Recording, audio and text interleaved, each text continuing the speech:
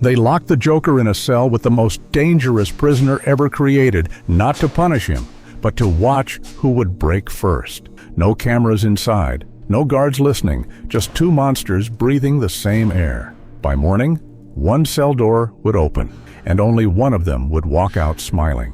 What the world never learned is that this wasn't a mistake. It was a message, and the Joker had been waiting his whole life to send it. Before we begin this dark, twisted story of revenge, corruption, and the thin line between justice and madness, subscribe to the channel. These are not just stories, they're warnings disguised as entertainment. The door slammed shut behind the Joker with a sound that echoed longer than it should have, like the prison itself wanted him to hear it twice. The cell was larger than most, bare concrete, a single overhead light humming like an insect that refused to die. Across from him sat the other man. No chains, no restraints, just stillness. The kind of stillness that belonged to someone who had already made peace with violence. The Joker smiled, slow and curious, as if he were studying a mirror that showed a version of himself stripped of color. "So," he said softly, tilting his head, "do we start with names or confessions?" The man didn't answer. His eyes were calm, almost gentle, and that unsettled the Joker more than screaming ever could.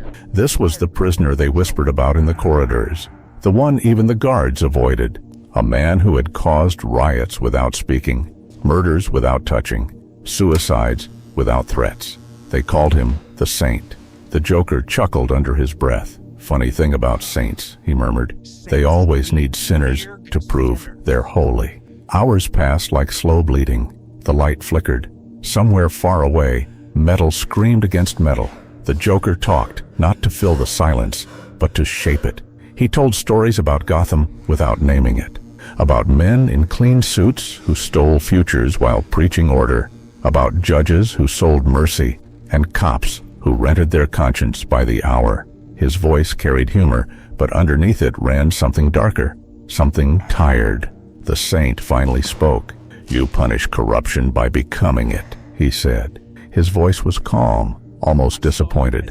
"You kill monsters and call it justice." The Joker's grin twitched. "No," he replied. "I kill masks. Monsters are what's left when the mask comes off." The Saint stood then, slowly, deliberately. He was taller than the Joker, broader. He stepped closer, close enough that the Joker could smell soap and iron. "You think you're different," the Saint said, "but you're just another excuse for violence." Something flickered behind the Joker's eyes. Not anger, not fear, recognition. "And you?" the Joker asked. "What excuse do you use?" "I don't need one." That was when the Joker laughed. Not loud, not wild. A quiet, broken sound that didn't belong in a clown's throat. "That's the lie they always tell themselves," he said. "The worst ones never think they're choosing." The Saint lunged without warning. Fast, precise. The Joker hit the wall hard, breath leaving him in a sharp cough. Fists followed, controlled, efficient, punishing. Not rage, discipline, the kind taught in rooms without windows. The Joker slid to the floor, blood at the corner of his mouth, eyes bright with something dangerously close to joy. "Yes," he whispered. "There it is." The beating stopped. The Saint looked down at him, breathing steady. "Stay down," he said. "This ends when you stop talking." The Joker wiped his mouth with the back of his hand and slowly stood. His posture changed, not defiant, but grounded. "You know why they put us together?" he asked. "Not to see who'd win, to see who'd confess." The Saint frowned for the first time. "They needed a villain," the Joker continued. "Someone loud, someone messy, someone to distract from the rot running through this place. And you're their favorite secret. Clean hands, quiet deaths. You erase problems so the system can pretend it works." The Saint's jaw tightened. "You don't know anything about me. I know you were sent to kill me," the Joker said calmly. "And I know you hesitated." Silence fell heavy between them. "They told you I was chaos," the Joker went on. "Uncontrollable, that I'd force your hand. But you didn't come for me when the door shut. You waited, because part of you wanted to hear what I'd say." The Saint stepped back, shaken just enough to notice. "You manipulate words," he said. "That's all. Words are the only weapons that don't get taken away," the Joker replied. "And here's one you won't like. You're tired."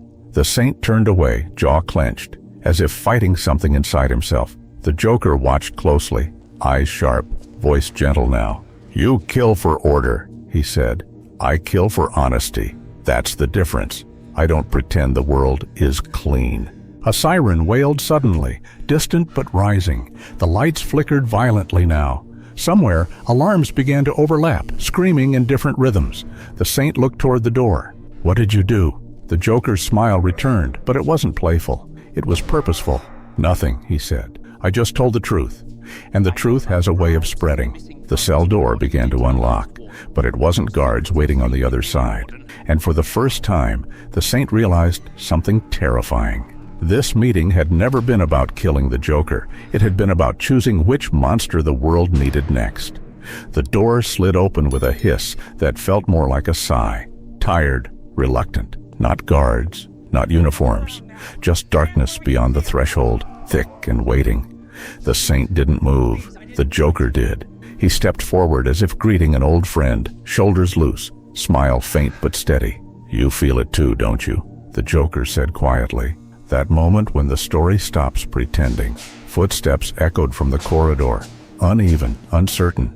Shapes emerged, men who once wore authority but had long since traded it for something uglier. Their faces were tense, not with fear of the Joker, but with fear of exposure. They didn't point weapons, they didn't shout orders, they simply stood there, blocking the exit.